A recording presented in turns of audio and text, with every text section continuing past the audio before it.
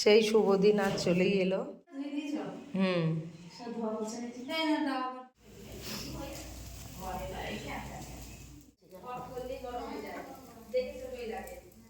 Hello friends, welcome back to my channel. আমার আরও একটি নতুন ব্লগে তোমাদেরকে অনেক অনেক ওয়েলকাম। আশা করছি তোমরা সবাই সুস্থ আছো, ভালো আছো, আর আমরা খুবই ভালো আছি। আজ সেই দিন চলেই এলো যার জন্য এতদিন ধরে অপেক্ষা করা।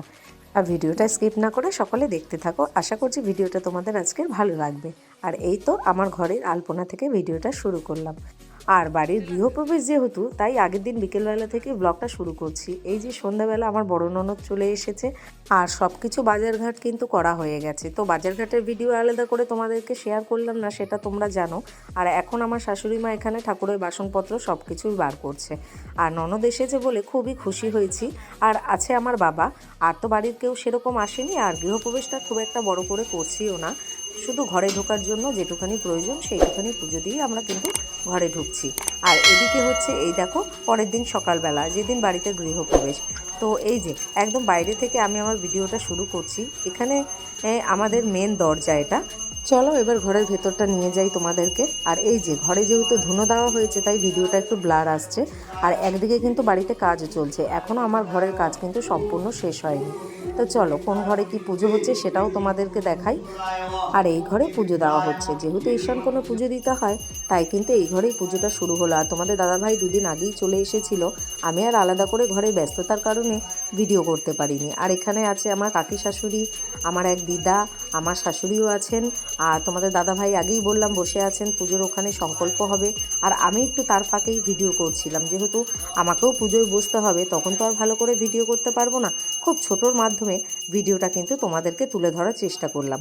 তো চলো, ঘরের কাজ এখনও কমপ্লিট হয়নি। ঘরের কাজ যখন কমপ্লিট হবে তখন আবার ভালো করে একটা ভিডিও তোমাদের সাথে শেয়ার করব। আর এখন কিন্তু পুজো প্রায় শেষ, প্রায় 4 ঘন্টা ধরে পুজো হয়েছে। বাড়ির গৃহপ্রবেশ যেহেতু, অনেকটা সময় ধরে পুজো করতে হয়েছে।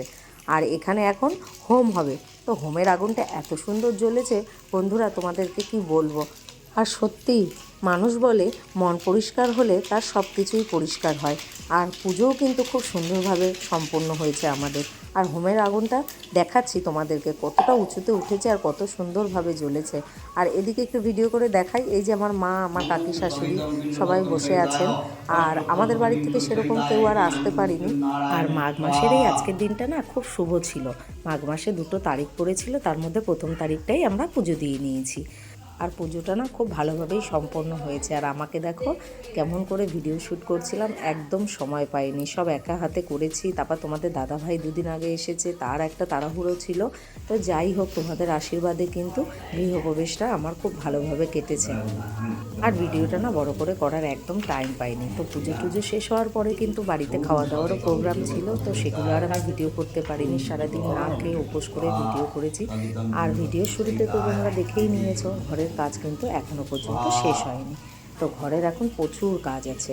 আপাতত আমরা ভালো দিন দেখে ঘরে প্রবেশ করলাম, তারপরে আস্তে আস্তে টুকটুক করে করে ফেলবো। তো তখন আবার নতুন করে আরেকটা ভিডিও তোমাদের সাথে শেয়ার করব। আর এই দেখো এখন হচ্ছে হোম, আর হোমের আগুনটা কত সুন্দর জ্বলছে। তো এখানে যে কাকা আমাদের পুজো করছেন, তো আমাদেরই চেনা পরিচিত, সব পুজো উনিই করেন। আর এখন যেহেতু হোম হচ্ছে, তাই যত রকমের রুদ্রাক্ষর মালা ছিল সব কিন্তু কাকা পরে নিলেন। আর এই দেখো হোমের আগুনটা কত দূর উঠেছে দেখেছো। আর তোমরা সবাই আমাদেরকে আশীর্বাদ করো যেন আমরা নতুন ঘরে খুব ভালোভাবে সুখে শান্তিতে বাস করতে পারি। তাহলে ভিডিওটা আজ এই পর্যন্তই রাখছি। সবাই খুব ভালো থেকো, সুস্থ থেকো। ভালো লাগলে কমেন্ট করো, লাইক, শেয়ার, সাবস্ক্রাইব করে দিও। দেখা হচ্ছে নতুন আবার একটা ভিডিওতে।